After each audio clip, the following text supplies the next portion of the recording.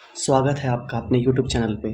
तो आज का हमारा टॉपिक है ब्रिटिशर्स ने भारत को कैसे लूटा। हाँ, सही सुना आपने, ब्रिटिशर्स ने हमें लूटा है और ऐसा लूटा कि हम जो सोने की चिड़िया कहलाते थे, उनके जाने के बाद हमारे देश में भुखमरी आ गई।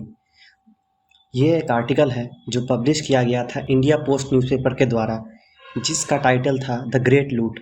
बहुत सही आर्टिकल है।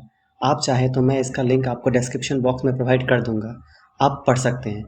ये और एक आर्टिकल है इकोनॉमिक टाइम्स का, जिसमें हमारे external affairs minister S Jaishankar साहब ने कहा कि ब्रिटिशर्स ने 45 ट्रिलियन डॉलर, हाँ सही सुना आपने, 45 ट्रिलियन डॉलर लूटा है। अब आप सोच रहे होंगे कि 45 ट्रिलियन डॉलर ये कोई मजाक है क्या? नहीं, ये कोई मजाक नहीं है।